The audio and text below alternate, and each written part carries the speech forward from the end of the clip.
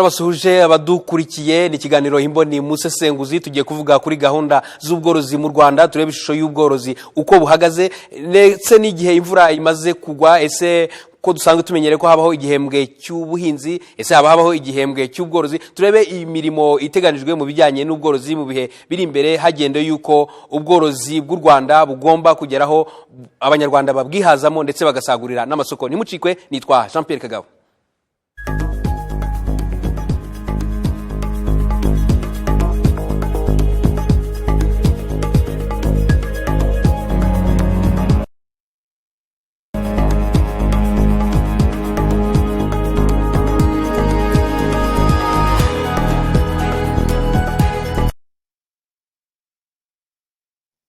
Narimaze kubibabwira ko ikiganiro ari Imboni Musesenguzi aho tugiye gutinda ku bijyanye n'ubworozi mu Rwanda. Murabizi ko ubworozi bufite uruhare runini mu bukungu bw'igihugu nkuko binameze ku buhinzi burya nta nubwo bikunda gusigana. Tugiye kureba rero isura y'ubwo bworozi mu Rwanda ariko tunafatiye yuko ubu ngubu imvura itangiye kugwa hakaba hatangiye imirimo ijyanye n'ubuhinzi muri rusange. Ese mu bworozi ho bihagaze bite? Turi kumwe rero n'abatumirwa, turi kumwe na Dr. Gafarasi Isidore, mukaba mushinzwe service z'ubuvuzi bw'amatungo ndetse n'ibijyanye na za laboratoire mu kigo cy'igihugu gishinzwe iterambere ry'ubuhinzi n'ubworozi. Twishimiye kuba turi kumwe namwe. Murakoze. Ubworozi bw'u Rwanda buhagaze neza?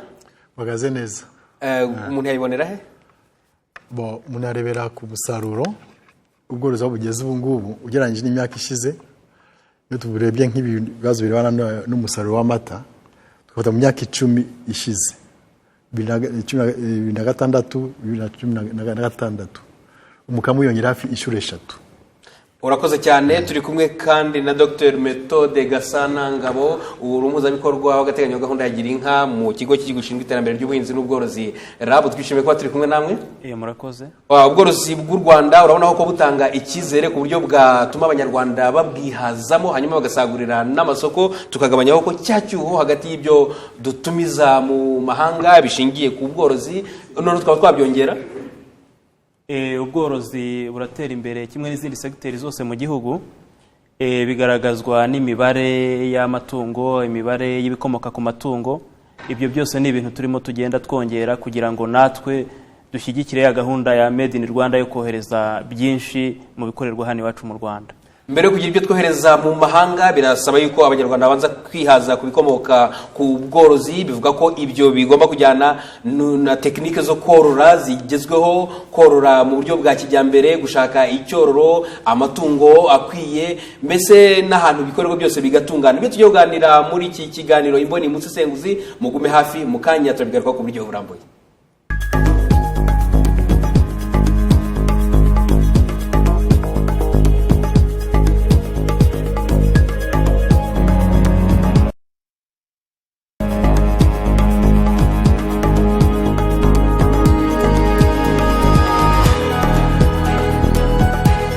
Narimaze kubibabwira ubworozi bufashe inkingi ya mwamba mu buzima bw'abanyarwanda. Ivuze ikijyanye n'inyama ku mafunguro benshi barabyumva cyane, uvuze inyama, amafi, inyama z'ubwoko butandukanye, ariko noneho wagera ku mata n'ibindi bikomoka ku matungo. Ibyo ni ibintu bikomeye cyane ndetse mu gihe mbivuga hari igihe bamwe rwose n'amazi yatangira kuzura akanwa ariko ntibamere nka wa wundi ntiriwe mvuga ngo abonye ruhaya bayijyanye hehe. Ariko turabigaruka mu buryo burambuye. Reka turebe rero ubworozi bw'u Rwanda, ishusho y'ubworozi bw'u Rwanda, ikiganiro Imboni kibibatemberezemo. Turebe neza uko ubworozi bw'u Rwanda buhagaze twifashishije ubu buryo bw'ikoranabuhanga. Reka turebe amatungo mu Rwanda, amatungo atandukanye.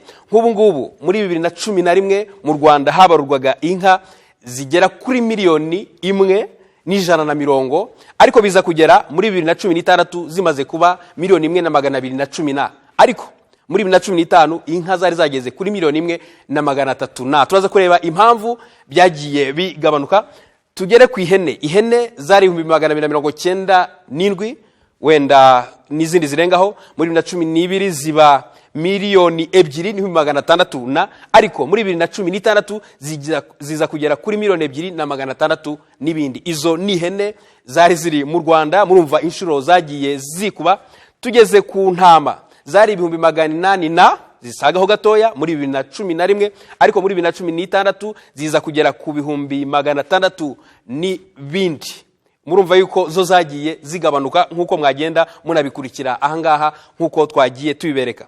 Tugeze ku ngurube, muzi icyo bita akabenzi, hari n'abazita misaya myiza, zari mu 800 cyangwa se 700 muri 2011, 700 muri 2011, none ubu ngubu muri 2016 ziragenda zigera kuri 1,600,000. Bigaragara ko ako kabenzi cyangwa se misaya myiza zagiye ziyongera cyane. Reka turebe n'inkwavu, hari no mu duce tw'u Rwanda cyane cyane muri Ngororero aho bazita imihigo, inkwavu zari 800 muri 2011, hanyuma muri 2016 ziragenda zigera kuri 1,300,000 n'ibindi. Reka turebe rero no kubijyanye n'inkoko, murabizi inkoko zivamo amagi, zikavamo n'inyama z'ubwoko bwinshi butandukanye, zageraga muri 4,400,000 muri 2011, hanyuma ziza kugera muri 5,230,000 n'ibindi. Izi ni inkoko, iyi ni ishusho rusange y'amatungo dufite muri izi nzego tugiye tubereka. Muragerageza no kubihuza n'imibare y'abanyarwanda dufite n'ibyo abanyarwanda bakeneye kugira ngo koko bihaze muri ibi ngibi. Ariko kuvuga inka, kuvuga ihene, kuvuga intama ntabwo bihagije utarebye icyo uvanamo. Tugiye no kureba noneho ibikomoka kuri aya matungo abanyarwanda bagenda babona. Nkuko mubibona ahangaha, ibi ni ibikomoka ku matungo atandukanye, izaba inka, ihene, intama n'ibindi. Reka turebe noneho ibyo bikomoka ku matungo bigiye bitandukanye. Nk'ubu reka twibande ku mata. Umukamo muri 2011 wageraga kuri toni 1,442, ariko uyu mukamo uza kwikuba inshuro zigera kuri 2 muri 2016, uza kugera kuri toni 816. Turebye dusimbutse gato tukagera ku mafi, byagera kuri toni 15,000 birenga gato muri 2011, ziza kugera kuri toni 28,000 muri 2016. Ayo ni amafi. Hanyuma ibijyanye n'amagi, twabonaga toni 5,700 muri 2011, tuza kugera kuri toni zigera ku 7,475 muri 2016. Reka turebe noneho ubuki. Ujya wumva abantu babwira umuntu bamwifuriza ngo kugira igihugu cy'amata n'ubuki, ariko reka turebere ku buki. Twari tugeze kuri toni 3,221 muri 3,221 muri 2011, ziza kugera kuri toni zisaga 5,000 muri 2016. Reka dusoreze kubijyanye n'impu, zagera kuri toni 4,000, zigera kuri toni bisaga gato 6,000 muri 2016. Ibyo rero ni ibikomoka ku matungo muri rusange, ariko reka tuze kwinjira noneho mu bijyanye noneho n'inyama by'umwihariko. Nkuko nabivuze ko abantu benshi yuvuze inyama amazi atangira kuzura akanwa, ariko si nibyo gusa, zibamo n'ifaranga burya. Kubijyanye rero n'inyama nkuko mubireba ahangaha, ibijyanye n'inyama nkuko munazibona ahangaha, hari inyama z'inka. Inyama z'inka muri 2011 zageraga kuri toni zigera ku 28,000 zirenga gatoya muri 2011, ziza kugera kuri toni 54,000 muri 2016. Reka turebe nk'inyama wenda z'ihene.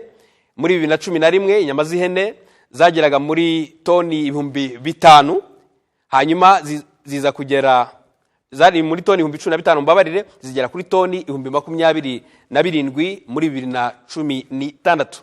Reka turebe nk'inyama z'intama, zagera kuri toni 5,000 zisaga muri 2011, ziza kugera kuri toni zisaga gato 8,000 muri 2016. Inyama wenda tuvuge z'inkoko, zagera kuri toni 13,000 zisaga muri 2011, ziza kugera kuri toni 23,000 muri 2016.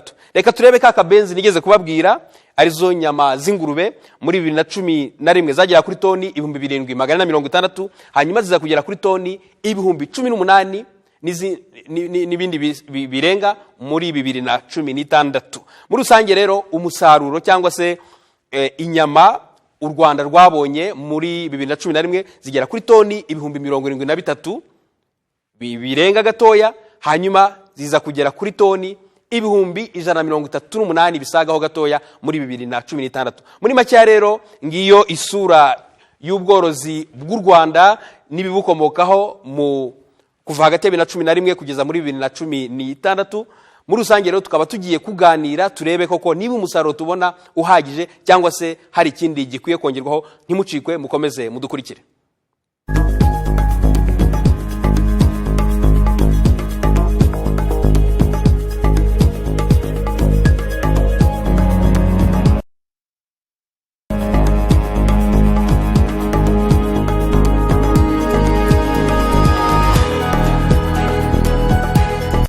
Isidore Gafarasi, nk'uko nabivuze, mushinzwe serivisi z'ubuzima bw'amatungo ndetse n'ibijyanye na laboratoire mu kigo cy'Igishinga iterambere ry'ubuhinzi n'ubworozi. Turavuga ku buhinzi n'ubworozi mu Rwanda. Kuki mwemeza ko ubworozi mu Rwanda ari urwego rukomeye cyane ku buryo muza no kubiganiraho abanyarwanda? Mubishingira kuki?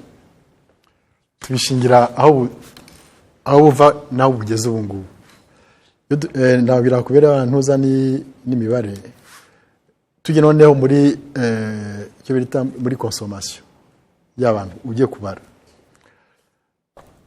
mu myaka 10 2016 babariraga ko buri munyarwanda yafataga amaritiro 20.7 buri mwaka, buri munyarwanda mu mwaka ari maritiro yashobora gukonsoma. Aho uko misi yagiye igenda n'ibyo bikorwamo bizamuka bashyiramo imbaraga no kwizamura, ubu ngubu bigeze kuri amaritiro 68.2 kuranga ubundi yakabageraho yagombye kuba agera ku iyo tukurikiye imibare isabwa mu rwego mpuzamahanga musi butayi bwa Sahara yagomba kuba amaritiro hagati y'amaritiro 100 na 120. Tugeze muri kimwe hafi kimwe cya kabiri rero kirarenze. Ruvuga ko ari urugendo dukomeza, ariko aho tugeze anga hari inzira umurongo umaze gufatwa ku buryo mu myaka mikeya bishobora kuba twabigeze. Nari nakubaje nti ubworozi bufite uruhare mu bukungu bw'u Rwanda ku buryo bavuga ngo ngomba kubwibandaho, dore mbwibanzeho icyo bwafasha niki? Kugeza ubu ngubu yo baze contribution ya secteurs zitandukanye, ubworozi usanga bubarirwa hafi ubworozi bita ubworozi buri formel ni hafi contribution ni bice ni 4% mu musaruro w'igihugu. Iyo tugiye muri secteur informel noneho buriya bucuruzi bwambukirana imipaka, buriya bucuruzi buciriritse bawera hafi 32%. Uruva ko buracyafite imbaraga nabo butanga muri ekonomi y'igihugu, kandi nibyo 32% imbaraga zigiye gushyira kugira ngo nabyo bugiye muri formel zagenda bizamura contribution y'ubworozi muri mu musaruro mbumbe w'igihugu. Muri rusange ni ibiki byibanze wavuga uti ubworozi bw'u Rwanda buvuye aha bugeze ahanga, ariko nanone ukabigereranya naho buba bugomba kugera ukurikije intego igihugu kihaye mu bworozi? Okay, tubona aho tuvuye naho tugeze ubu ngubu n'imbaraga zishyirwamo haracyari byinshi byo gukora. Hari ibintu birebana no kugira ngo amatungo torora abe genetiki yayo ibe iri hejuru kugira ngo production nayo igende izamuka, kureba ibintu biri ubuzima imirire yayo ushaka ukuntu igaburirwa, tukareba ukuntu ibintu birana n'indwara byacika burundu aho cyangwa bitashoboka bashobora kuyikurikirana hafi na hafi, noneho no kureba uburyo ubucuruzi bw'ibikomoka ku matungo nabwo bwakorwa. Akaba noneho iyo bwakorwa kuvuga ko tuve ku byandi byo gucuruza ibintu bitanyuze mu nganda, babihe inyongera agaciro kugira ngo birusheho no kuzamuka igiciro cyayo. Ibyo byose bishyizwe hamwe urabona ubworozi n'ubujyanye nabo buzamura ntuza importance ya muri ekonomi. Dr. Methode Gasanangabo, nawe twishimiye kuba turi kumwe na iyo urebye ubworozi bw'u Rwanda ubona ni ibiki koko uvuga uti ibi turabyemera twabigezeho, ariko dukwiye gushyira imbaraga ni hehe kugira ngo burusheho gutanga umusaruro? Urakoze.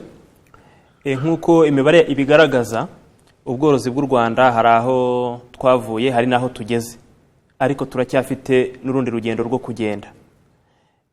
Turebye mu bworozi cyangwa mu bice bitandukanye, mu matungo atandukanye, duhereye nko ku matungo ku nka zitanga umukamo, urabona umukamo w'amata wariyongereye, amasoko arimo araboneka hano iwacu mu gihugu ndetse no hanze hari amasoko turimo tugenda tubona.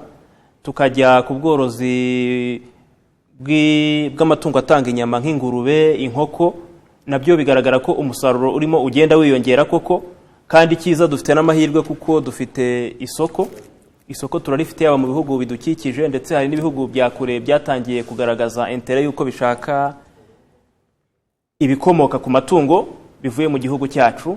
Hari ubuki nabwo igihugu cyacu gifite isoko hano muri Afurika ndetse n'i Burayi. Ubuki bwo mu Rwanda ni ubuki ubu ngubu bufite standard iri ku rwego mpuzamahanga. Tugiye ku impu nazo turazexporta hirya no hino ku isi, ariko noneho ubu natwe kuko twatangiye gahunda yo gukorera byinshi hano mu gihugu, inkweto, imyenda, ubu natwe turimo turazikenera cyane impu hano mu gihugu, ariko bitavuze yuko umusaruro uko uzajya ugenda wiyongera nitumara kwihaza natwe tuzakomeza twohereze bya bindi hanze twamaze guprocesinga, ahubwo noneho ya mafaranga baduhaga makeya arushaho kuba menshi kuko twohereje produit fini. Muri rusange wenda ibyo nibyo tubwiye bigaragaza wenda n'intera imaze guterwa muri ubwo bworozi bw'u Rwanda, ariko muri rusange urebye aho ubworozi bugomba kugera, ni hehe ukibona ibibazo byakemurwa nande? Ibibazo biri mu bworozi kugeza ubu ngubu ntabwo twavuga ko ari ibibazo bihambaye. Buri muntu wese uruhare kuva ku mworozi wo hasi.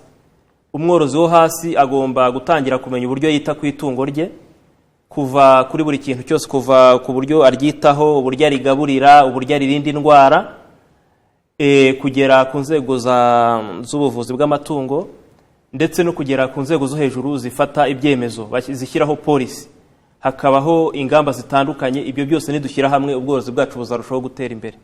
Reka tugaruke ku kintu nakita nka structure cyangwa structure ijyanye n'inzego uko zikurikirana kugira ngo bigere ku mworozi nyirizina, mbese nuko kuntu ibi byose bigenda byuzanya hagamijwe kugira ubworozi bufashe. Mubona uburyo inzego zubatse kuva wenda kuri ministeri navuga ifite ubworozi mu nshingano kurinda ugera kuri wa muturage, ubona byubatse mu buryo uko byafasha umworozi kuvugana n'abashinzwe ubworozi, akabona icyororo akeneye, akabona ibindi bintu byose akeneye byamufasha kunoza ubworozi bwe? Byari bigoye hagize nk'imyaka 5, ariko ubu ngubu structure isa nkaho imaze gufata, ko kuva ku rwego rwo hejuru kugeza hasi hari ukuntu bayerekanya amakuru. Iyo tugeze hasi nk'aborozi bafite abantu abajyanama b'ubuzima bw'amatungo baba mu borozi aho nabo babaho. Iyo ugiye muri Eastern Province ukajya muri za Western Province no muri Southern Province urabasanga. Abo ngabo bisa nkaho ari kiraro hagati y'aborozi na structure zitanga service.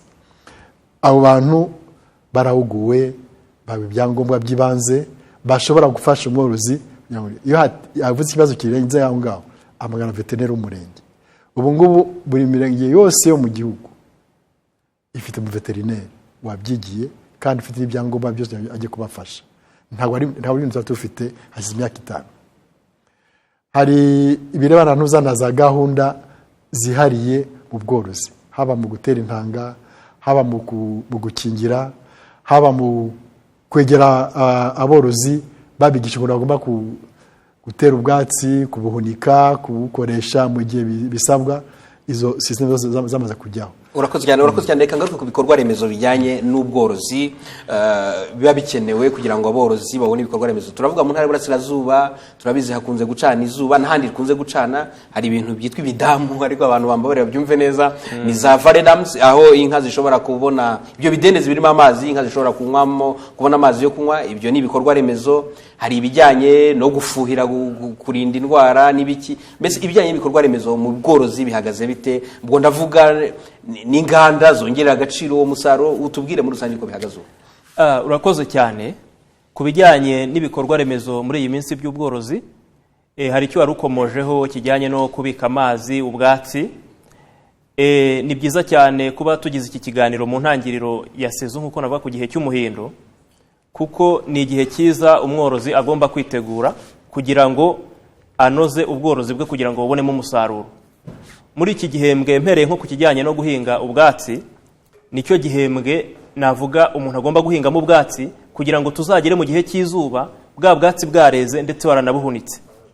icyo nabwira rero aborozi mbere na mbere ni ukubakangurira gutera ubwatsi muri iyi minsi, bagatera ubwatsi abafite imirima ndetse no ku miringoti. Umuntu uhinga ntawusige atawuteyeho ubwatsi. Ubwatsi iyo umaze kubutera, hari gahunda dufite ndende irambye mu kigo RAB yo gufasha abaturage cyangwa se aborozi guhunika uwo musaruro w'ubwatsi. Byaratangiye mu ntara y'Uburasirazuba. Naguha nk'ingero, nko mu mwaka ushize muri Nyagatare na Gatsibo gusa twashoboye guhunika toni zirenga 600. Ubu ibikorwa birakomeje mu karere ka Bugesera no mu tundi turere. Icyo ni kijyanye no guhunika ubwatsi. Amazi nayo hari uburyo butandukanye bwo gufata amazi, hari za shitingi abantu bagenda bakoresha mu mavareda. Ibyo byose dushobora gufasha abantu kubikora neza. Naho kubijyanye n'umusaruro w'amata, amakusanirizo n'ibindi, hari MCC, Milk Collection Center, hirya no hino mu gihugu. Izo zose zifasha aborozi kugira ngo bibumbire hamwe, wa musaruro wabo bawugeze kuri iyo MCC, ndetse n'igiciro, babona igiciro cyiza. Burya kandi iyo abantu bamaze no kwishyira hamwe, n'ibindi bikorwa by'iterambere biraborohera. Niba ari aborozi bari kuri MCC runaka baramaze bafite umusaruro wabo w'amata, icyo gihe no kunegosiya isoko biroroha. Hari abantu bajya batunenga iyo tuvuga umusaruro w'amata. Ni umukamo, ariko byose amagambo yose arakoreshwa, nta kibazo. Iyo uwo mukamo umaze kuboneka, mwishyize hamwe, mushobora kuwukoresha ukazabageza ku kindi gikorwa cy'iterambere. Ukazayakora ukabona kuri MCC abaturage bageze ku rwego rwo kwishyiriraho n'umuhanda n'ibindi bikorwa remezo batarindiriye leta. MCC rero icyo nashishikariza aborozi nanone, ubwo MCC ni ukuvuga ikusanyirizo ry'amata, niho hantu hatangwa serivisi z'ubworozi bwose. Niho hantu ushobora kubona serivisi z'ubuvuzi bw'amatungo. Haba hari veterineri ushobora kumubona mu buryo bworoshye, ushobora kubona abaguterera intanga, ushobora kubona ubwatsi bw'amatungo, ukabona imbuto ukajya gutera. Nabwira n'abantu ko ubu ngubu muri RAB, mu masitasiyo yose ya RAB bayegera, hari imbuto zo guhinga z'ubwatsi, ndetse bakaba bakwegera n'abakozi bacu bakabegera, bakabafasha bakabereka tekinoloji nshyashya igezweho y'ubwatsi nziza, kugira ngo igihe cy'umwero wa bwa bwatsi tuzabone ubwo duhunika. Tugomba gutegura kare kugira ngo duhangane n'igihe cy'amapfa. Hari uburyo bubiri dukoresha mu guhunika ubwatsi. Hari uguhunika ubwatsi bwumishijwe, ubwo twita hay cyangwa se fuye mu rurimi rw'igifaransa. Hakaba n'ukundi dutaba ubwatsi. Ibyo byose ni ibintu bishobora gufasha umworozi, ni tekinoloji dufite zishobora gufasha umworozi kugira ngo azabashe guhangana n'izuba. Ibyo mu byo kutaba ubwatsi cyangwa kubwumisha mukazabubika mu buryo budahuye n'umwuka wo hanze, ibyo bakunda kwita ensilage. Sinzi niba wenda mbivuze neza mu materime yanyu. Ubona ari ibintu abaturage bazi? Iyo tekinoloji ntabwo navuga ko abaturage bayizi, ariko bamwe na bamwe barayizi. Ariko dufite, nk'uko Dr yatangiye abisobanura, dufite inzego kuva ku murenge, dufite y'abaveterineri, hari abakozi ba RAB batandukanye hirya no hino mu gihugu. Icyo bita vulgarisation cyangwa se extension, baramanuka bakegera aborozi bakabafasha kubika bwa bwatsi hirya no hino mu gihugu birakorwa. Urakoze cyane ukomeje ku bikorwa remezo, wenda ntutubwiye ibijyanye n'imihanda ikunze kuba ikibazo, wenda yagira icyo byongeraho. Tunakomezaho yavuze ziriya vallée dame, ariko kandi gashya kavutse mu bice bya Rwempasha na Matimba, aho bakoresha n'amazi ya electrogaz, ya wasake. Noneho bakaba bafite ibibumbiro mu nzuri zabo, bakoresheje iyo system. Ministere na RAB bashyizemo imbaraga nyinshi, bikorwa deja mu mirenge ibiri hariya muri Nyagatare. Nagize ngo nkomoze ku kintu kijyanye n'icyororo. Ubwo turabivuga ku matungo yose, hari amatungo maremare, hari n'amagufi. Kubona icyororo, wenda ntanze urugero ku ngurube, ku nkoko, kugira ngo uzabone icyo cyororo byakunze kugaragara nk'ibigoye, ndetse n'ibijyanye no gutera intanga. Ubu muri migambi iki? Kubira n'icyororo biraba n'amatungo magufi, hari imbaraga zashyizwemo cyane cyane ku ngurube. Hari ibyo RAB yagiye itumiza amapfizi bageza ku makoperative y'aborozi b'ingurube. Hari za tekiniki nshya zireba no gutera intanga.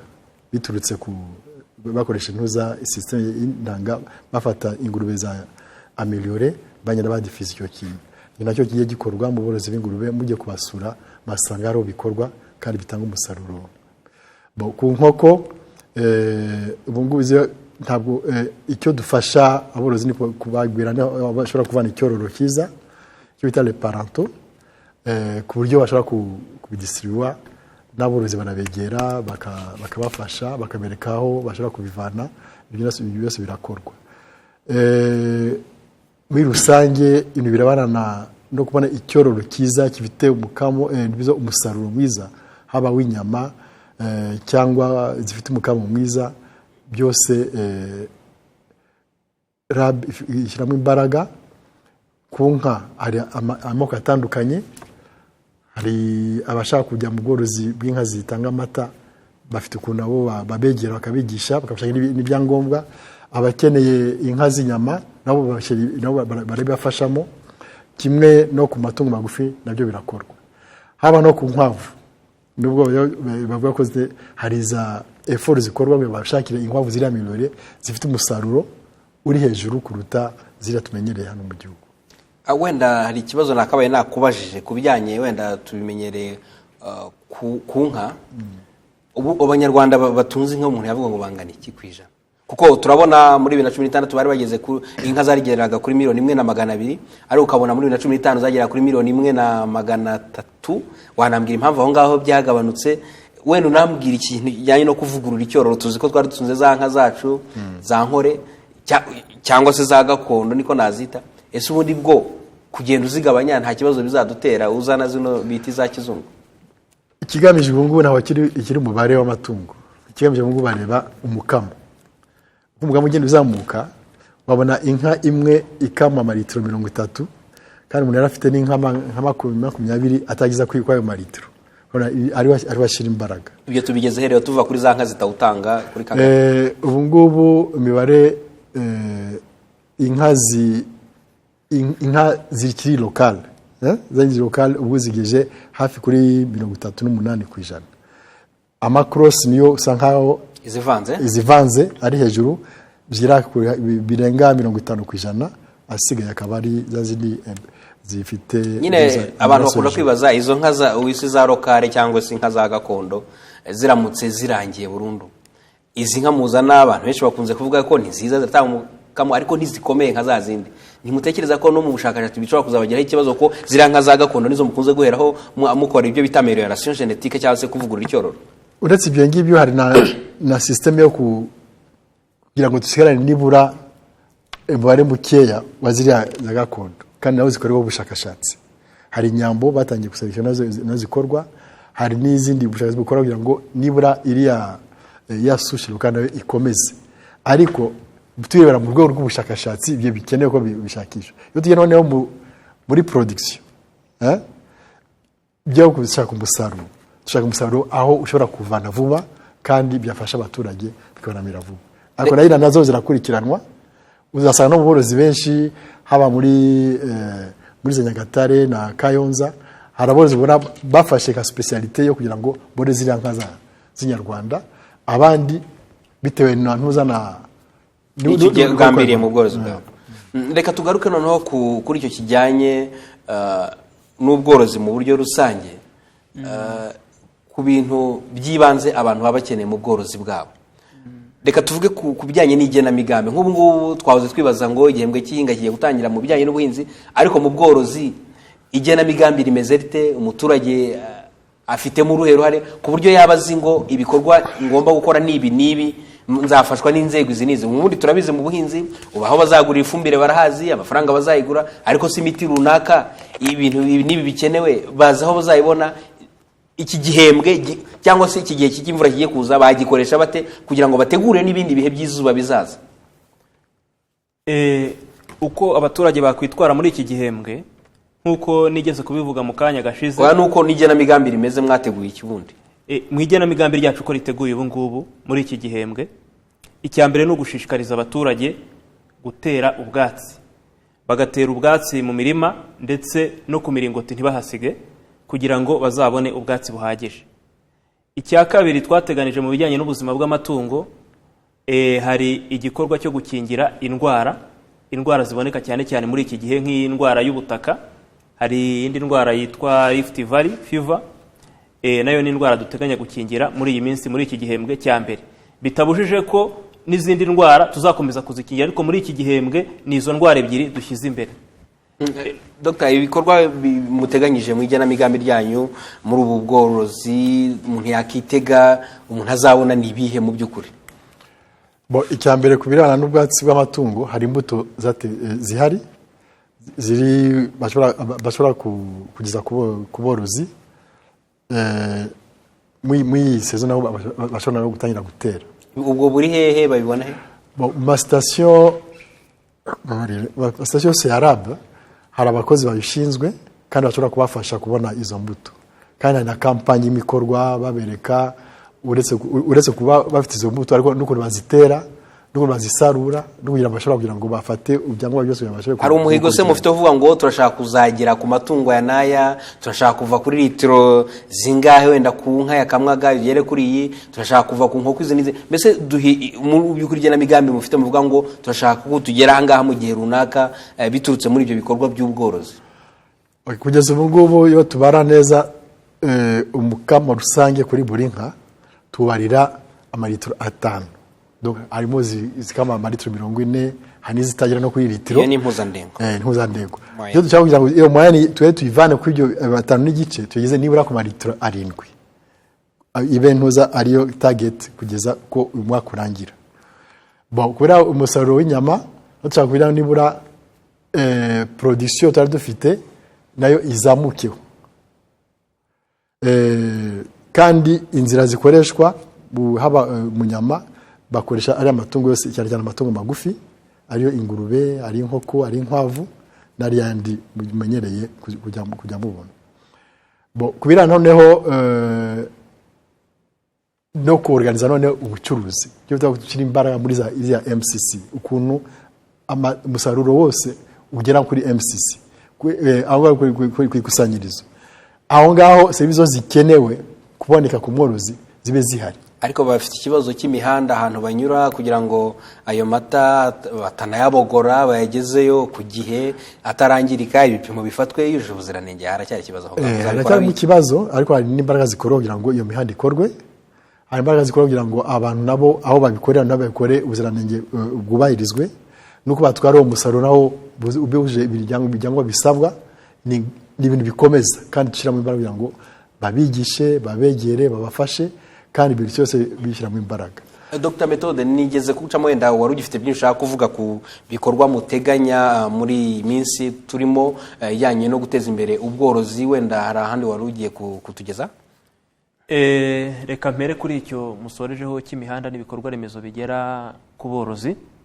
Hari gahunda ya Feeder Road, cyangwa se gukora imihanda hirya no hino mu gihugu igera ku borozi. Iyo ni gahunda iriho kandi irimo ishyirwamo ingufu ku buryo aborozi ikibazo cyo kugeza umusaruro wabo ku masoko mu minsi iri imbere kizaba kitakiri ikibazo.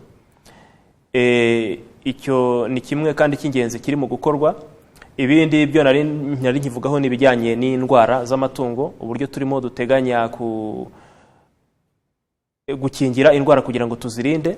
Hari amahugurwa ku borozi, amahugurwa atandukanye kugira ngo tubabwire uburyo bagomba kwifata, uburyo bagomba kwita ku matungo yabo, uburyo bagomba kubaka nose ibijyanye n'intanga, kuko hari abagiye bagaragaza ko bibagora, ugasanga wenda nta veterineri bafite. Hari ibintu bigoye aho ngaho kubijyanye n'intanga, byo bite?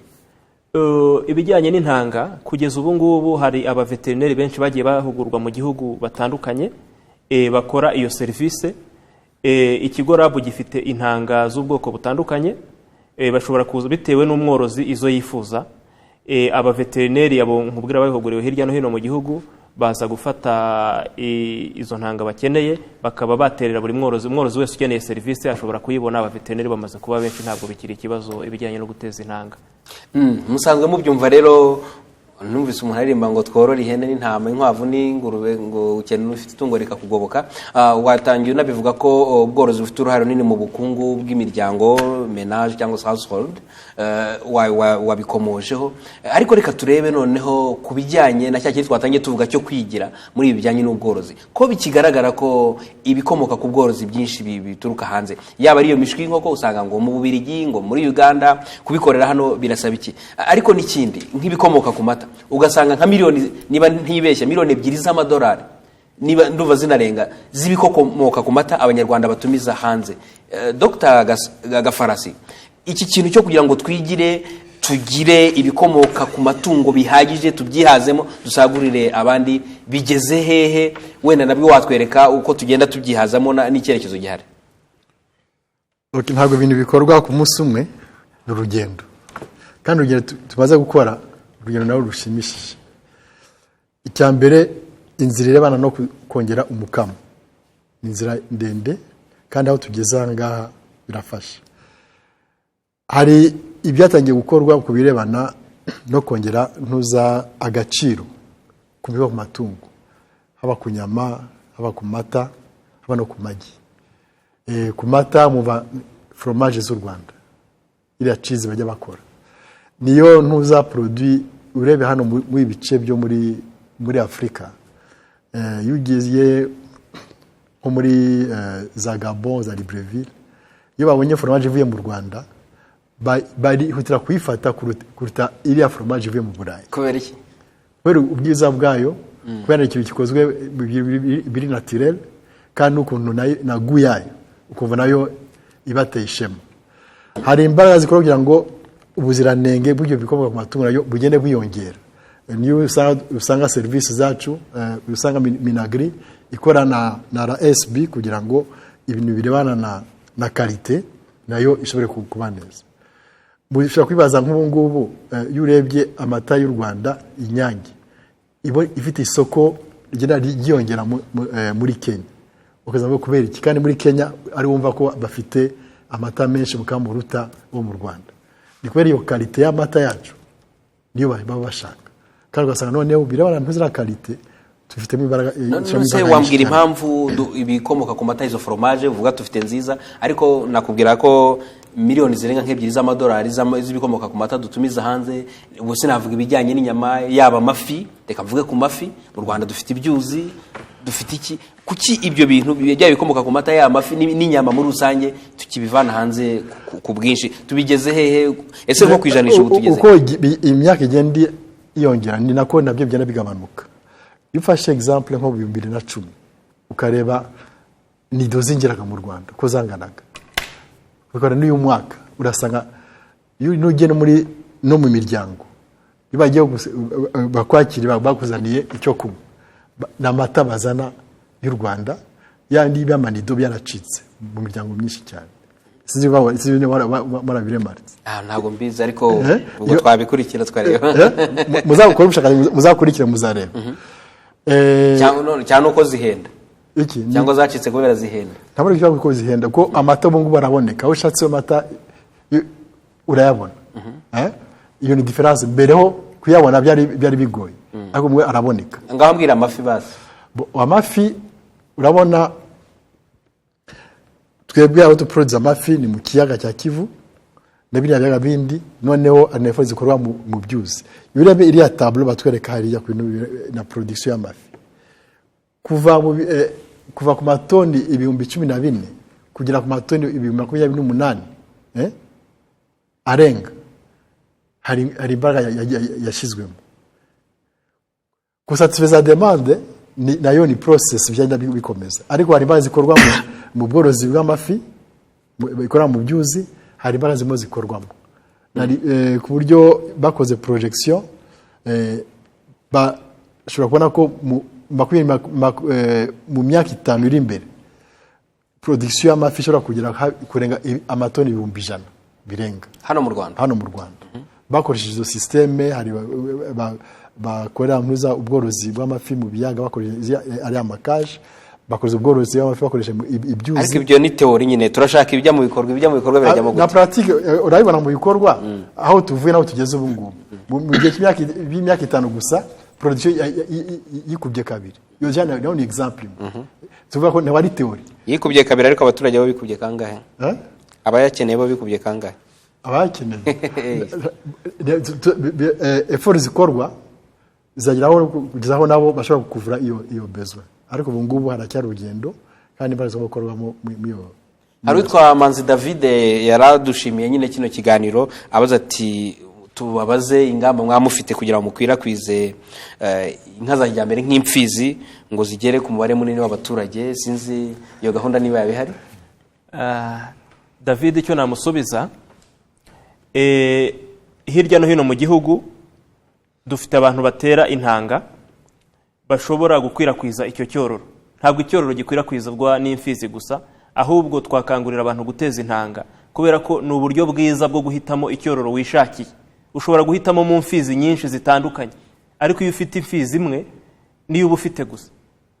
Hari gahunda zitandukanye, azajya yegera inzego z'ikiveterineri ku murenge, abajyanama b'ubworozi barahari, bose bazajya bamufasha kumugezaho umuveterineri ushobora kumuha serivisi y'icyororo. Nagira ngo nkubaze n'ikindi kibajwe na nitwa Kayonde, aratubaza ati yagira ngo ababaze ukuntu muhuza gahunda ya gira inka no kugabanya umubare w'inka ngo kandi imiryango ihabwa ziriya nka igenda yiyongera. Arakoze. Ubundi icyo tureba kuri iki gihe ni umukamo.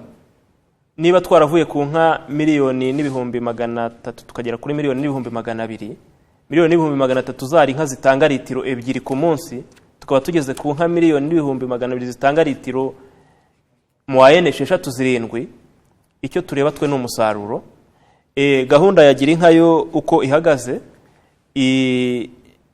turateganya ko mu mpera z'uyu mwaka tumaze koroza imiryango 350,000, kandi yo dutanga inka z'umukamo, inka y'umukamo, inka iri pire cyangwa nibura ari kuruwaze ku kigero cya 50. Ariko ibyo tubwira mwakabaye mwarabigezeho, byakabaye birangirana ryarize umwaka w'ingengo y'imari 2017-2018 birahura. Umugeze kuri kangahe? Tugeze kuri 90%, kuko mu mezi make ashize mperuka mwari mugeze kuri 60 n'ibindi %. Ubu mwakoze ibihe bitangaza. Ubu turi kuri 89%. Nibyo, reka tugaruke kuri gahunda ya gira inka. Ni nabyiza ko abantu bayikomojeho. Ni gahunda yahaye icyizere abanyarwanda, abari bafite inka zariwe muri jenoside, abari bafite ubukene batigeze batunga inka, bongeye kugira inka binyuze muri gahunda ya gira inka. Ariko reka nkubaze Dr. Nkawuzi by'ubworozi muri rusange, iyo uhaye umuntu inka ivanze ibishobora gukamwa litiro zingahe? Iyo murebye izi nka zihabwa abantu bagira inka ubona bazikuramo iki? Ese mubona koko iyo nka urwego irimo n'umukamo itanga birahura kweri? Mbere ko ngira gusubira icyo kibazo, ari ikibazo babajije mugenzi wanjye, uko ubworozi bari imbere siko bumeze ubu ngubu.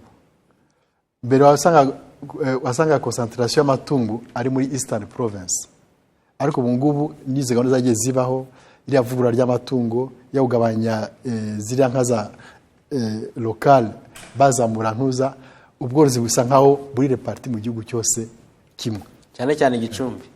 Igicumbi ngo nta nka zahabaga, ariko ngo barakama litiro zirenga 60,000 ku munsi. Izigera muri MCC. Naho ariho n'ahandi bose uzasanze za Ngororero, za Karongi, naho ni ibintu byagiye bijyaho kandi mbere ntibyabagaho.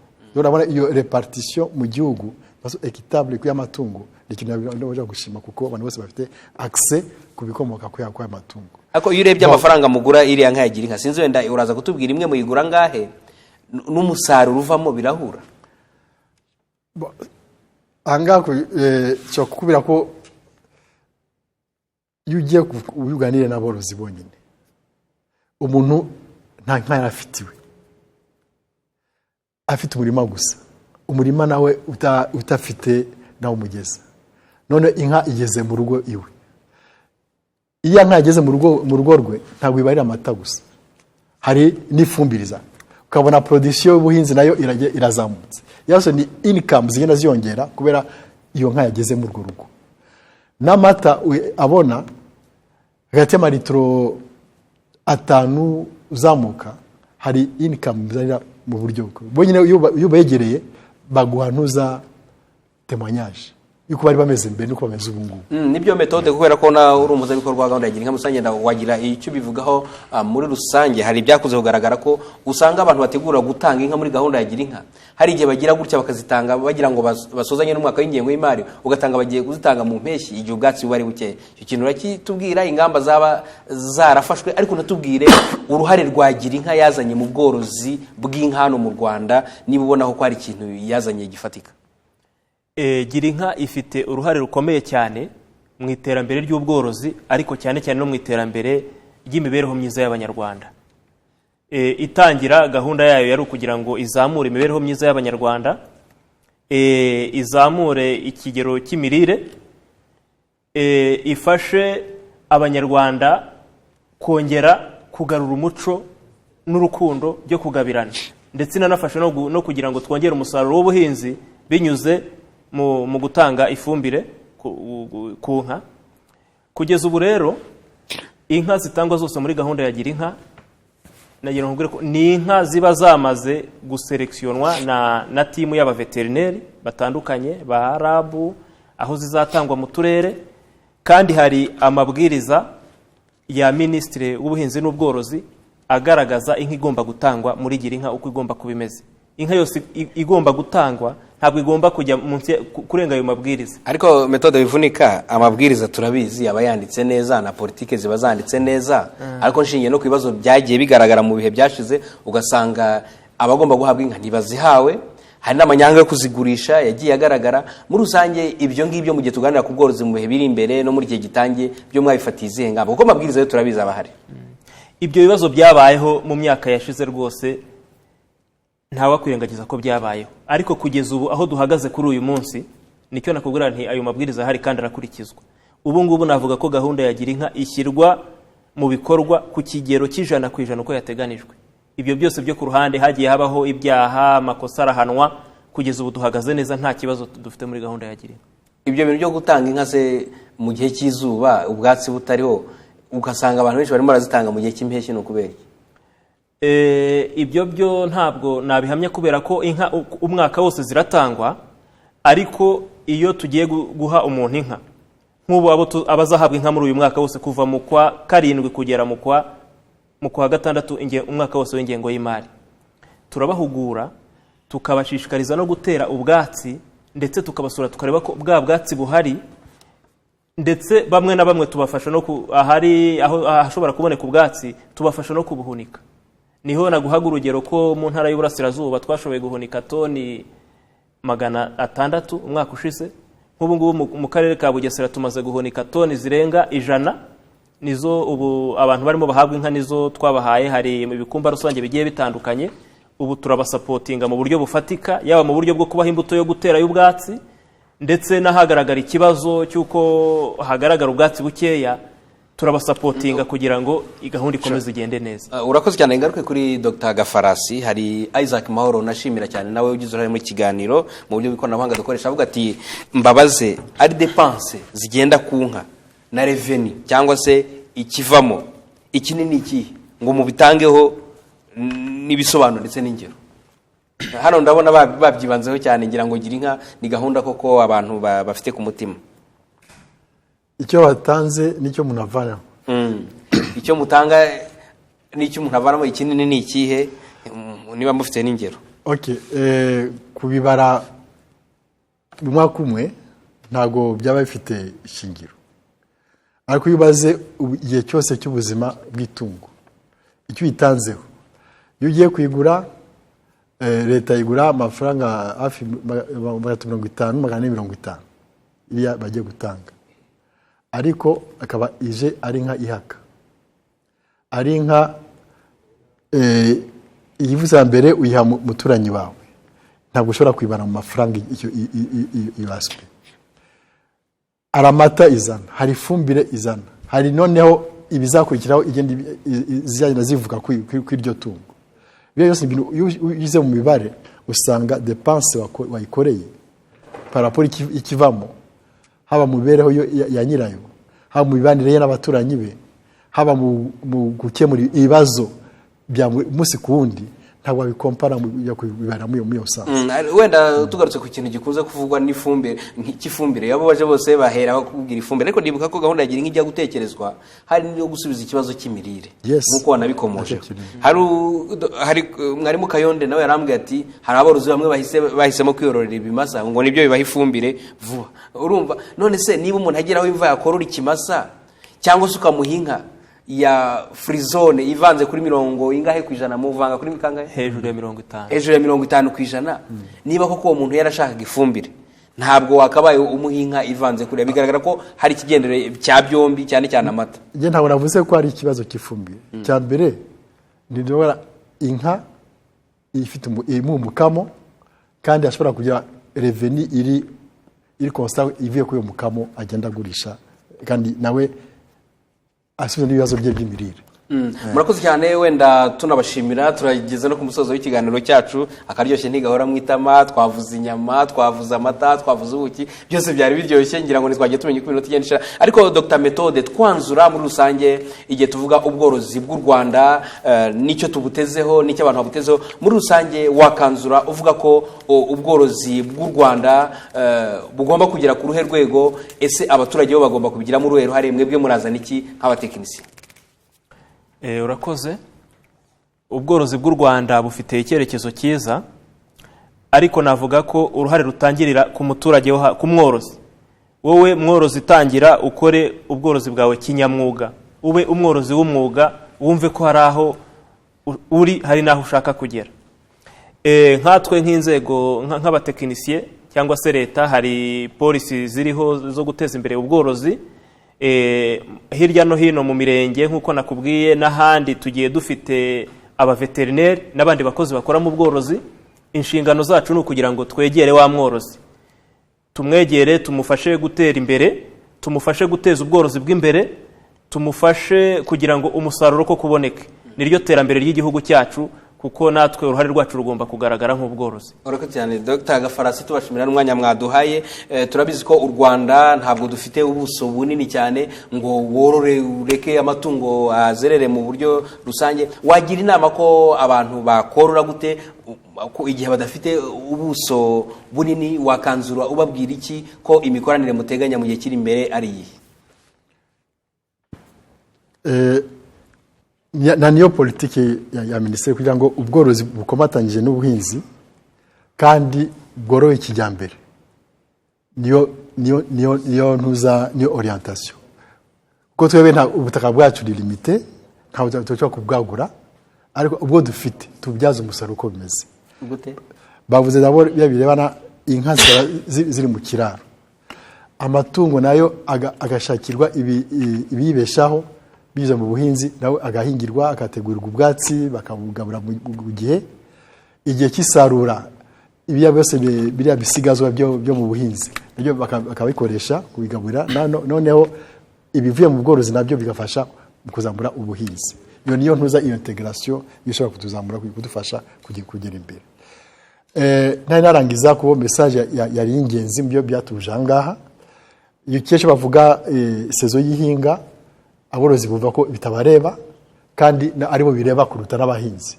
Iyo dusaba ko noneho nko message babwiye ko kumirwanya suri yose iri mu gihugu batera ubwatsi bw'amatungo, urubingo n'ibindi, ko bamenya neza ko ari cyo gihe cyo kugira ko gutegura ubwatsi bakabubika bakabukoresha igihe imvura yacitse. Hari noneho n'indwara zihariye zigaragara mu gihe cy'imvura, nk'aya ndwara y'ubutaka bavuzanga, igihe cy'ikingira kirageze, cyane cyane muri misozi miremire, mu bice bya Gishwati, aho basanga uturere dufata ku Gishwati, za Karongi, za Nyamasheke, iriya mu bice by'amajyepfo ugafata Nyamagabe, Nyaruguru, Gisagara, Muhanga na Kamonyi. Icyo gihe cyo kubikoraho. Majyaruguru amazona arazwi, mu Burasirazuba, Nyagatare, ibice bya Rwamagana, Kayonza, Gatsibo na Kirehe. Nicyo gihe cyo gukingira kugira ngo batategereza ko indwara iboneka ngo batagire gukingira. Ubu nicyo gihe cyo kubikora. No mu gufira amatungo yabo babikurikirana neza, igihe imvura igwa mu gihe cyo gufira baze bareba igihe imvura ihise, bashobora gufira amatungo kugira ngo imvura niza itavanaho umuti utarigira mu mubiri. Muri make ibyo cyangwa twibutsa aborozi ibyo bintu barimo gukora. Murakoze cyane. Twavuze ku bijyanye n'ubworozi mu Rwanda, turebye isura y'ubworozi, dusanze ko hari imaze gukorwa mu kongera ibikomoka ku matungo mu Rwanda, ariko hari n'intambwe ikeneye guterwa kugira ngo tugabanye bimwe tugitumiza mu mahanga, ahubwo tubyihazeho bitwinjirize amafaranga mu buryo butandukanye. Mu bisere ko aborozi hari akazi kabareba, haba mu kuvugurura icyororo, mu gushaka ibyo kurya by'amatungo yanyu, ndetse no kwitaho mu buryo rusange. Kandi mwasezeranijwe n'abatekinisiye ba Minisiteri y'Ubuhinzi n'Ubworozi ko bazabibafashamo. Reka rero twese hamwe dufatanize hamwe turebe ibyafasha kugira ngo ko ubworozi bwacu budufashe, buduteze imbere mu buzima bwacu bwa buri munsi. Ikiganiro ni Mboni Musesenguzi. Shimira Methode, Dr Methode umuzabikorwa gahunda ya Girinka muri lab wari kumwe natwe. Shimira Dr Gafarasi ushinzwe serivisi z'ubuvuzi bw'amatungo ndetse na za laboratoire muri lab, umwanya mwaduhaye. Shimira abagenzi banjye bafashe kushyira hamwe iki kiganiro Imboni. Naho butaha mukomeze kugira ibihe byiza. Bye bye.